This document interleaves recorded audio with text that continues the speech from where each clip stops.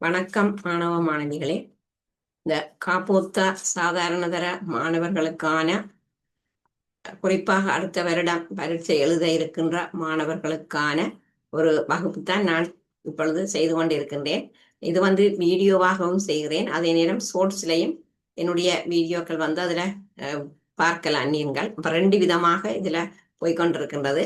இதுல நான் இன்றைய வகுப்புல தரம் 10 அலகு 1 வரலாற்றை கற்பதற்கான மூலாதாரங்கள் என்ற ஒரு அலகில அதாவது பரீட்சைக்கு உதவுகிற விதத்தில தான், அதாவது பரீட்சைக்கு பயன்படும் விதத்தில சில குறிப்புகளை கலந்துரையாடலாம் என்று நினைக்கின்றேன்.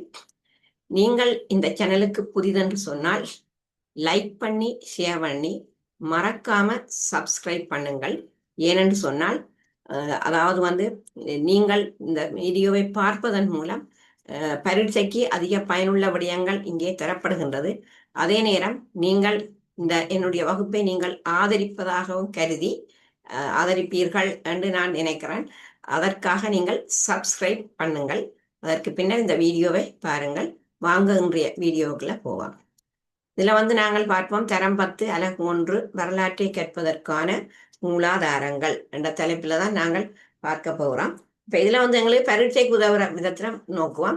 முதலாவது பார்ப்போம் இந்த இலங்கையின் வரலாற்றை அறிய உதவுகிற நூல்கள். அது பொதுவாக எங்களுக்கு தெரியும், மகாவம்சம், தீபவம்சம், சூலவம்சம். இலங்கையின் வரலாற்றை அறிய உதவுகின்ற நூல்கள் அது 1 மகாவம்சம், 2 தீபவம்சம், சூலவம்சம். இதுல நாங்கள் பார்ப்போம் இந்த ஒவ்வொரு நூல்லையும், அதாவது இந்த தீபவம்சம் மகாவம்சம் மிகவும் முக்கியமான நூல்கள். அப்ப இதுல இது முதலாவதாக சொல்லப்பட்டிருக்கு. இலங்கையின் வரலாற்றை அறிய உதவுகிற நூல்கள் இந்த 3: மகாவம்சம், தீபவம்சம் மற்றும் சூலவம்சம். இதுல நாங்க பார்ப்போம் தீபவம்சத்தை எடுத்துக்கொள்வோம். இந்த உள்நாட்டு இலக்கிய மூலாதாரங்கள்ல மிகவும் பழமையான நூலாக கருதப்படுவதுதான் இந்த தீபவம்சம் என்ற நூல். அதாவது உள்நாட்டு இலக்கிய மூலாதாரங்கள்ல மிக பழமை வாய்ந்த ஒரு நூல். அப்ப இது எத்தனையாம் நூற்றாண்டில் எழுதப்பட்டன்னு சொன்னால் கிறிஸ்துவுக்கு பின் 4ஆம் நூற்றாண்டு அளவில் எழுதப்பட்டது. இப்ப ஒரு பகுதி ஒன்று வினாவில கேட்கலாம், தீபவம்சம் எத்தனையாம் நூற்றாண்டில் எழுதப்பட்டது? ஒரு 4 விடைகளை போடலாம். கிபி 4ஆம் நூற்றாண்டு, 5ஆம் நூற்றாண்டு, 6ஆம் நூற்றாண்டு. அப்ப எங்களுக்கு தெரியும் தீபவம்சம் எழுதப்பட்ட நூற்றாண்டு கிபி 4ஆம் நூற்றாண்டு. இது ஒரு பகுதி ஒன்றிற்கு வரக்கூடிய ஒரு வினா. அதே நேரம் இலங்கை வரலாற்றை கூறுகிற முதலாவது பாலி நூலாகவும் இந்த தீபவம்சம் கருதப்படுகின்றது. அதாவது நாங்கள் இலங்கைன்னு இப்ப கேட்கலாம், பகுதி ஒன்றுல இலங்கை வரலாற்றை கூறுகிற முதலாவது பாலி நூல். அதுல 4 நூல்கள், மகாவம்சம், தீபவம்சம், சூலவம்சம் என்று சொல்லி ஒரு ஏதாவது 4 நூலை போட்டுட்டு கேட்கலாம். அப்ப முதல் பாலி நூலாகவும் இந்த தீபவம்சம் கருதப்படுகின்றது. இந்நூல்ல மகாசேன மன்னனின் ஆட்சி கால முடிவு வரை இலங்கையினுடைய அரசியல் பௌத்த சமயம் தொடர்பான தகவல்கள் இதுல அடங்குகின்றது. ஒரு பரீட்சை பேப்பர்ல நான் பார்த்திருக்கிறேன், அதாவது இந்த மகாசேன மன்னனுடைய ஆட்சி கால முடிவு வரை ஆன தகவல்கள் எந்த நூலில் கூறப்பட்டுள்ளதன்று. அப்ப அதுல இப்ப நாங்கள் இந்த தீபவம்சம் என்ற நூல்ல தான் நாங்கள் இந்த மகாசேன மன்னன் ஆட்சி கால முடிவு வரை இலங்கையின் அரசியல் பௌத்த சமயம் தொடர்பான தகவல்கள் இதுல கூறப்படுகின்றது. மற்றது இந்த நூல்ல நாங்கள் பார்த்தோம்னா ஒரு குறைபாடு இருக்கிறது. இந்த தீபவம்சத்துல சில வரலாற்று தகவல்கள் சுருக்கமாக குறிப்பிடப்பட்டிருப்பது, அதுதான் இந்த தீபவம்சத்தின் ஒரு குறைபாடு. அதாவது தீபவம்சம் என்ற நூலின் குறைபாடு என்னன்னு சொன்னால், சில வரலாற்று தகவல்கள் மிகவும் சுருக்கமாக குறிப்பிடப்பட்டிருப்பது, அது இந்த நூல்ல காணப்படுகிற ஒரு குறைபாடாக கருதப்படுகின்றது. அப்ப இது இலங்கையின் வரலாற்றை கூறுகிற நூல்கள்ல தீபவம்சம் ஒன்று. அடுத்தது பார்ப்போம், நாங்கள் இலங்கையின் வரலாற்றை கூறுகிற 2வது நூல் இதுல மகாவம்சத்தை நாங்க எடுப்போம். இந்த மகாவம்சம் என்ற நூல்ல என்னென்ன சிறப்பம்சங்கள் இருக்கண்டால், ஒன்று இலங்கையின் வரலாற்றை தொடர்ச்சியாக கூறுகிற நூல் இந்த மகாவம்சம். இப்ப ஒரு பகுதி ஒன்று வினாவில கேட்கலாம், இலங்கையின் வரலாற்றை தொடர்ச்சியாக கூறுகிற நூல் எது என்று கேட்டு, அது மகாவம்சம். அதே நேரம் இது எத்தனையாம் நூற்றாண்டில் எழுதப்பட்டது? கிபி 5ஆம் அல்லது 6ஆம் நூற்றாண்டில் எழுதப்பட்டது. சில நேரம் உங்களுக்கு தர்ற விடையில கிபி 5ஆம் என்று தந்துட்டு 6ஆவது தராமே இருக்கலாம், அல்லது கிபி 6ஆம் என்று தந்துட்டு 5ஆம் நூற்றாண்டை தராமே இருக்கலாம். அப்ப இதுல இந்த ரெண்டும் இதுல பொருந்தும். கிபி 5ஆம் அல்லது 6ஆம் நூற்றாண்டுல இந்த மகாவம்சம் எழுதப்பட்டது. மற்ற இந்த நூலின் ஆசிரியரை நாங்க பார்த்தோம்னு சொன்னால், மகாவம்சத்தை எழுதிய நூலாசிரியர் மகாநாம தேரர். இதுவும் ஒரு பகுதி ஒன்றுல வரக்கூடிய ஒரு வினா. மகாவம்சம் என்ற நூலினை எழுதிய நூலாசிரியர் யார்? மகாநாம தேரர். மற்ற இந்த நூல்ல மகாவம்சம் என்ற நூல்ல கூறப்பட்ட விடயம் என்ன? புத்த பெருமானின் இலங்கை வருகை முதல் மகாசேனனின் ஆட்சி முடியும் வரை இடம்பெற்றுள்ளது. அப்ப இதுலயும் புத்த பெருமான் இலங்கை வருகை பற்றி தொடங்கி மகாசேன மன்னன் ஆட்சி முடிவு வரை இந்த மகாவம்சம் என்ற நூல்ல கூறப்பட்டு இருக்கின்றது. அதே போல இந்த மகாவம்சத்திற்கு எழுதப்பட்ட உரை நூல் இவ்வாறு அழைக்கப்படுகிறது. இதுவும் ஒரு பகுதி ஒன்றுல போடக்கூடிய ஒரு வினாக்கள். மகாவம்சத்திற்கு எழுதப்பட்டுள்ள உரை நூல் எவ்வாறு அழைக்கப்படுகிறது? டீகாவ என்று சொல்லப்படுகிறது. டீகாவ. அடுத்ததை பாருங்க, இந்த மகாவம்சத்தின் உரை நூலான மகாவம்ச டீகாவ இந்த நூலுக்கு என்ன பெயரிடப்பட்டிருக்குன்னு சொன்னார். அதாவது மகாவம்ச டீகாவ என்ற இந்த நூலுக்கு என்ன பெயரிடப்பட்டான்னு சொன்னா வம்சத்தப்ப காசினி. அதாவது வம்சத்தப்ப காசினி என பெயரிடப்பட்டுள்ளது. அப்ப இது இந்த மகாவம்சம் தொடர்பான சில தகவல்களை நான் சுருக்கமாக நீங்கள் பாடநூல்ல தேடி இருக்கிறதுன்றதை விட மிக இலகுவாக பரீட்சைக்கு விரைவாகவும் நீங்கள் பரீட்சை எழுதக்கூடியதற்கு மிகவும் உதவக்கூடிய சில குறிப்புகள் தான் நான் இதுல தந்திருக்கின்றேன். அப்ப ஆகவே ஒரு மகாவம்சம் பற்றிய தகவல்களை அறிகிறதுக்கு இதுல நீங்கள் ஒன்று இலங்கையின் வரலாற்றை தொடர்ச்சியாக கூறுது, மற்ற இந்த நூற்றாண்டில் எழுதப்பட்டது, மற்ற நூலாசிரியர் மகாநாம தேரர், மற்ற இந்த நூலுக்கு எழுதப்பட்ட உரநூல் டீகாவ, மற்ற இந்த மகாவம்ச டீகாவ என்ற நூலுக்கு இடப்பட்ட பெயர் என்ன பெயர் இடப்பட்டா வம்சத்தப்ப காசினி. அடுத்தது நாங்க பார்ப்போம், தீப வம்சம் மகாவம்சம் ஆகிய நூல்கள் எழுதப்படுவதற்கு முன்னர் எழுதப்பட்ட நூல்கள் எவை? அதாவது இந்த மகாவம்சம் தீபவம்சம் இதெல்லாம் எழுதுவதற்கு முதல் எழுதப்பட்ட நூல்கள் இவை. சிகல அட்டகதா, உத்தர விகார அட்டகதா, வினய அட்டகதா. அப்ப இவை இந்த நான் சொன்ன இந்த 2 நூல்களும் எழுதப்படுவதற்கு முன்னர் எழுதப்பட்ட நூல்களாக கருதப்படுகின்றது. அடுத்தது இந்த ராசரட்டை கால வரலாற்றை அறிய உதவும் நூல்கள். அதாவது மாயரட்டை, ராசரட்டை, உருணரட்டை என்றெல்லாம் கேள்விப்பட்டிருப்பீங்க. இங்கே நாங்கள் இந்த ராசரட்டை கால வரலாற்றை அறிய உதவுகிற நூல்கள், அதாவது நாங்கள் பார்த்தோம்னு சொன்னால் ஒன்று போதி வம்சம், அடுத்தது தூப வம்சம், சத்தர்ம லங்கார, தாது வம்சம், பூஜா வலிய. அப்ப இது இந்த நூல்கள் இவ்வளவும் இந்த ராசரட்டை கால வரலாற்றை அறிய உதவுகிற நூல்களாக கருதப்படுகின்றது. இது இப்படியான வினாக்கள் ஒரு பகுதி 1 கேட்கக்கூடிய ஒரு வினாக்கள், அல்லது பகுதி 2 கூட கேட்கலாம். ராசரட்டை கால வரலாற்றை அறிய உதவுகிற நூல்கள் 3 பெயரிடுக, 3 புள்ளிகள். அப்ப அந்த 3 நூல்கள் என்னன்னு கேட்டால் இதுல ஏதாவது 3 நூல் எழுதலாம். தாது வம்சம், போதி வம்சம், தூவ வம்சம், பூஜா வெளிய. அடுத்தது ராஜா வெளிய என்ற நூலை பார்த்தோம்னா இது அரசியல் தகவல்களை உள்ளடக்கிய ஒரு நூலாகும். அதே போல தூது காவியங்களாக கருதப்படுபவை மயூர சந்தேசய, திசர சந்தேசய, செலவிகினி சந்தேசய. அப்ப இதில் ஒரு பகுதி 2 கேட்கக்கூடிய ஒரு கேள்விகள். அதாவது தூது காவியங்கள் 3 பெயரிடுக. அப்ப ஒன்று மயூர சந்தேசய, செலவிகினி சந்தேசய, திசர சந்தேசய. அதமாய் அடுத்தது புகழ் காவியம், அதாவது பெரகும்பா சிரித்த என்றது ஒரு புகழ் காவியம். அல்லது இப்ப பகுதி 1 சில நூல்களை தந்தது, இவற்றுள் புகழ் காவியமாக கருதப்படுகிற நூல் எது என்ற பெரகும்பா சிரித்த. அடுத்த போர்க்காவியங்கள், போர்க்காவியங்களாக கருதப்படுகிற நூல்களை நாங்கள் எடுத்தோம்னு சொன்னால் சீதாவாக்க சட்டன, இங்கிரிசி சட்டன, கொன்ஸ்தந்தினு சட்டன. அப்ப இவையெல்லாம் போர்க்காவியங்களாக கருதப்படுகின்ற நூல்களாக கருதப்படுகின்றது.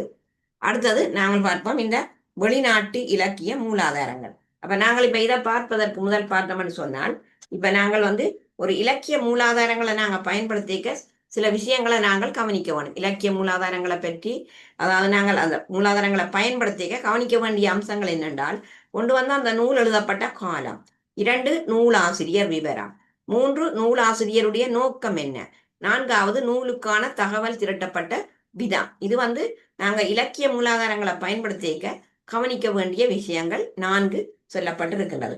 அடுத்தது நாங்க பார்ப்போம் இதுல வெளிநாட்டு இலக்கிய மூலாதாரங்கள். அப்ப இந்த வெளிநாட்டு இலக்கிய மூலாதாரங்கள் சொல்லிக்க இலங்கைக்கு வருகை தந்து நேரடி அனுபவங்களை பெற்று எழுதிய நூல்கள். அதாவது வெளிநாட்டு இலக்கிய மூலாதாரங்கள்ல நாங்க பார்க்கிறோம் இலங்கைக்கு வருகை தந்து நேரடி அனுபவங்களை பெற்று பிறகு அவர்கள் எழுதிய நூல்கள். அப்ப இதுல கொஞ்சம் இலக்கியங்கள் தரப்பட்டிருக்கின்றது. என்னென்ன இலக்கியங்கள்னு சொன்னால், அதாவது சீன இலக்கியம், அரபு இலக்கியம், போர்த்துகேய இலக்கியம், ஒல்லாந்து இலக்கியம், ஆங்கில இலக்கியம் என்று சொல்லி நாங்கள், அதே போல இந்திய நூல்கள். அப்ப இதுல கொஞ்சம் எப்படி இலக்கியங்கள் தந்திருக்கிறேன். இந்த இலக்கியங்கள் வந்து என்ன விடயங்களை பற்றி எங்களுக்கு கூறு அவர்கள் எழுதிய நூல்கள், அதாவது யாரார் எழுதினார்கள் இலங்கைக்கு வருகிறது. இப்ப சீன இலக்கியத்தை பார்த்தோம்னு சொன்னா பாகியன் தேரரின் தேச சஞ்சார அறிக்கை பற்றி கூறுகிறது இந்த சீன இலக்கியம். அதாவது பாகியன் தேரரின் தேச சஞ்சார அறிக்கை. அப்ப இவர்கள் என்ன செய்யணும்னு சொன்னா நேரடியாக இலங்கைக்கு வருகை தந்து எழுதின நூல்கள். அப்ப பாகியன் தேரராலே இந்த சீன இலக்கியம் என்றது எழுதப்பட்டிருக்கு. அதே போல இவன் பத்துதாவின் தேச சஞ்சார அறிக்கை, இது வந்து அரபு இலக்கியம். ரிபைரோ என்பவரின் இலங்கை பற்றிய நூல், இது போர்த்துகேய இலக்கியம். அத மாதிரி பிலிப்ஸ் பல்டியஸ் என்பவரின் இலங்கை பற்றிய நூல், அதாவது பிலிப்ஸ் பெல்டியஸ் என்பவரின் இலங்கை பற்றிய நூல், இது வந்து ஒரு ஒல்லாந்து இலக்கியம் என்று சொல்லப்படுகின்றது. அதே போல நாங்க பார்த்தோம்னு சொன்னா ஆங்கில இலக்கியத்தை நாங்க பார்த்தோம்னு சொன்னால் அதுல வந்து ராபர்ட் நாக்ஸ் என்பவரின் நூல். அப்ப இதுல வந்து அது அன்றைய இலங்கை. ராபர்ட் நாக்ஸ் என்பவருடைய நூல் வந்து இங்க வந்து ஆங்கில இலக்கியம் பற்றியது. அப்ப இங்க நாங்கள் பார்த்தோம்னு சொன்னா அந்த வருகை வந்து இவர்கள் தங்களோட நேரடி அனுபவங்களை பெற்றுத்தான் இந்த நூல்களை வந்து எழுதி இருக்கின்றார்கள். அதமாய் இலங்கை பற்றிய தகவல்கள் அடங்கிய இந்திய நூல்கள் எவை என்று சொன்னால், அதாவது சிலப்பதிகாரம், மணிமேகலை, பத்துப்பாட்டு என்பது இந்த இலங்கை பற்றிய தகவல்களை அடங்கிய இந்திய நூல்களாக கருதப்படுகின்றது. சிலப்பதிகாரம், மணிமேகலை, பத்துப்பாட்டு. அப்ப இதுல நாங்கள் இப்ப இந்த நான் சொன்ன வெளிநாட்டு இலக்கிய மூலாதாரங்கள்ல இந்த இலங்கைக்கு வருகை தந்து அனுபவங்களை பற்றி எழுதிய நூல்களை நாங்க பார்த்தோம்னு சொன்னால் இந்த நூல்கள்ல வந்து இப்ப அரபு இலக்கியம் என்றா இதுல இவன் பத்துதாவின் தேச சஞ்சார அறிக்கை. அது மாதிரி போர்த்துகேய இலக்கியம் என்றா ரிபைரோ என்பவரின் இலங்கை பற்றிய நூல். அது மாதிரி ஒல்லாந்து இலக்கியம் சொன்னா பிலிப்ஸ் பெல்டியஸ் என்பவரின் இலங்கை பற்றிய நூல். அப்ப இதுல வினா எப்படி வரும்? ஒரு பகுதி ஒன்றில இந்த நூல்கள் சம்பந்தமா ஒரு வினா உண்டு. அதுக்கு நான் ஒரு வினாவை பார்ப்போம். முதலாவது வினா, இலங்கைக்கு வருகை தந்து அதே நேரம் நேரடி அனுபவங்களை பெற்று இலங்கை பற்றி எழுதியுள்ள, அதாவது இலங்கை பற்றி எழுதியுள்ள எழுத்தாளர்களில் ஒல்லாந்து நாட்டு இலக்கிய நூலாசிரியர் யார்? ஒல்லாந்து நாட்டு இலக்கிய நூலாசிரியர் யார்? அப்ப இங்க வந்து அந்த இந்த ஒல்லாந்து நாட்டு இலக்கிய நூலாசிரியர் யாருன்னு சொல்லிக்க அதுக்குரிய விடை வந்து பிலிப்ஸ் பெல்டியஸ் என்பதுதான் அதற்குரிய விடை. அப்ப அந்த வினாவை திரும்ப சொல்றேன். இலங்கைக்கு வருகை தந்து, அதுல மேல தந்திருக்கேன், இலங்கைக்கு வருகை தந்து நேரடி அனுபவங்களை பெற்று, அது இவ்வளவு வரும், அதுல நேரடி அனுபவங்களை பெற்று இலங்கை பற்றி எழுதியுள்ள எழுத்தாளர்களில் ஒல்லாந்து நாட்டு இலக்கிய நூலாசிரியர் யார்? அப்ப ஒல்லாந்து நாட்டை சேர்ந்த இலக்கிய நூலாசிரியர் தான் இந்த பிலிப்ஸ் பெல்டியஸ் என்பவர். அப்ப இவ்வாறு தான் பகுதி ஒன்றில இது சம்பந்தமான வினாக்கள் வரிகள்ல இதற்கு நீங்கள் இலகுவாக விட எழுதக்கூடியதாக இருக்கும். அடுத்ததுல வருதுன்னு சொன்னா நான் விட எழுதையில இலக்கிய மூலாதாரங்களின் பயன்கள், ஒரு பகுதி 2க்கு வரக்கூடிய ஒரு கேள்வி. இலக்கிய மூலாதாரங்களின் பயன்கள் எவை? இப்ப ஒன்று என்னன்னு சொன்னால் வரலாற்று கால ஒழுங்குமுறையை வளர்த்து கொள்ள முடியும். ஒன்று. 2, ஒரு நூல்ல கூறப்பட்டுள்ள தகவல்களை இன்னொரு நூலின் மூலம் உறுதிப்படுத்த உதவும், அது 2வது பயன். 3, ஒரு நாட்டின் வெளிநாட்டு தொடர்புகள் பற்றி அறிந்து கொள்ள உதவும். 4, வெவ்வேறு காலகட்டங்களில் அரசியல், பொருளாதார, சமூக, கலாச்சார நடவடிக்கை பற்றிய தகவல்களை அறிந்து கொள்ள முடியும். அப்ப இது வந்து இந்த இலக்கிய மூலாதாரங்களினுடைய பயன்களாக சொல்லப்படுகின்றது. அடுத்தது வந்து நாங்க இன்னொரு குறிப்பா பார்ப்போம். இந்த குளோடியஸ் தொலமியை பற்றி அநேகமாக ஒரு வினாத்தாள்ல வந்து முதலாவது கேள்வியாக வரக்கூடிய ஒரு கேள்வி, கடந்த கால பாஸ் பேப்பர்கள்ல முதலாவதா வந்திருக்கிறது. அந்த அப்படியான ஒரு கேள்வியை பார்ப்போம். தொலமியினுடைய முழு பெயர் குளோடியஸ் தொலமி. இப்ப இவர் வாழ்ந்த காலப்பகுதி கிறிஸ்துவுக்கு பின் 90 தொடக்கம் கிபி 168. அப்ப இங்க வந்து அந்த வாழ்ந்த காலப்பகுதி. மற்ற இவர் வாழ்ந்த பேரரசு, இந்த தொலமி வாழ்ந்த பேரரசு ரோம பேரரசு. மற்ற தொலமியின் இனம் ரோம இனம். மற்ற இந்த தொலமி வாழ்ந்த நகரம் எகிப்தின் அலெக்சாந்திரியா. அப்ப எங்களுக்கு தெரியும் ஆப்பிரிக்கா கண்டத்துல தான் இந்த அலெக்சாந்திரியா இருக்கு. உலகப்படத்துல ஒரு குறிக்க வர்ற ஒரு இடம் இந்த அலெக்சாந்திரியா. அது வந்து உலகப்படத்துல நான் அதெல்லாம் குறிச்சு காட்டி இருக்கிறேன். இந்த அலெக்சாந்திரியா என்ற இடம் வந்து ஆப்பிரிக்கா கண்டத்துல தான் இருக்கின்றது. அப்ப தொலமி வாழ்ந்த நகரம் எகிப்தின் அலெக்சாந்திரியா நகரம். இவர் வரைந்த உலகப்படத்தில் இலங்கைக்கு வழங்கப்பட்ட பெயர், இதுதான் நான் சொன்ன அந்த கேள்வி. அதாவது ஒரு வினாத்தாள் ஒன்றில் வந்து முதலாவதாக அநேகமாக வர்ற ஒரு வினாவாக இது கடந்த காலங்களில் வந்திருக்கின்றது.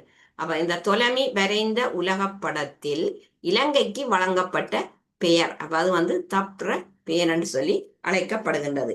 அப்ப இது வந்து தொலமி தொடர்பான சில தகவல்களாக தரப்படுகின்றது. தொலமி வாழ்ந்த காலம் என்ன, அவர் வாழ்ந்த பேரரசு ரோம பேரரசு, தொலமியின் இனம் ரோம இனம், மற்றது வந்து அவர் வாழ்ந்த நகரம் வந்து அலெக்சாந்திரியா, மற்றவர் வரைந்த உலகப்படத்தில் இலங்கைக்கு வழங்கப்பட்ட பெயர்கள் என்று சொல்லி அது வந்து தப்ரவேன் என்று சொல்லி அழைக்கப்படுகின்றது. அப்ப இத மாதிரி இப்ப நாங்கள் வந்து இப்ப இன்னொரு விஷயம் இதுல வந்து இலங்கைக்கு வருகை தராது, இலங்கைக்கு வருகை தந்தவர்களிடம் கேட்டறிந்து நூல்கள் எழுதிய ஆசிரியர்களும் இருக்கிறார்கள். அப்ப அவ்வாறு நூல்கள் எழுதிய ஆசிரியர்கள் அவர்களால் என்ன நூல்கள் எழுதப்பட்டன்னு சொல்லி இப்ப நாங்கள் இலங்கைக்கு வருகை தராமல் இலங்கைக்கு வருகை தந்தவர்களிடம் கேட்டறிந்து எழுதிய நூலாசிரியர்கள், இப்ப உதாரணமா நாங்கள் இப்ப கிரேக்க மூலாதாரங்கள், அதே போல ரோம மூலாதாரங்கள், சீன மூலாதாரங்கள், போர்த்துகேய மூலாதாரங்கள் என்றெல்லாம் இருக்கின்றது. இது நான் அடுத்த வீடியோவில் இதன் முழுமையான விவரங்கள் உங்களுக்கு தருவேன். அப்ப இதை வந்து சும்மா மேலோட்டமாக உங்களுக்கு சொல்லுகிற போது, அதாவது கிரேக்க மூலாதாரங்கள், இப்ப கிரேக்க மூலாதாரத்துல வந்து அரிஸ்டோட்டல் என்பவரால் டிமுண்டோ என்ற நூல் எழுதப்பட்டிருக்கிறது. அதே போல மெகஸ்தனிஸ் என்பவரால் எழுதப்பட்ட நூல் வந்து இண்டிகா. அது மாதிரி கிரிட்டஸின் அறிக்கை, இதெல்லாம் கிரேக்க மூலாதாரங்கள். அத மாதிரி ரோம மூலாதாரங்களுக்கெல்லாம் வருது பிளினியின் நெச்சுரஸ் ஹிஸ்டோரியா, அதே போல தொலமீண்ட பூகோள சாஸ்திர பிரவேசம், அதே மாதிரி தொலமீண்ட இலங்கப்படம், இதெல்லாம் ரோம மூலாதாரங்கள். அதே போல சீன மூலாதாரங்களுக்குள்ள கிங்சாங் பிக்குவின் தேச சஞ்சார அறிக்கை இடம்பெறுகிறது.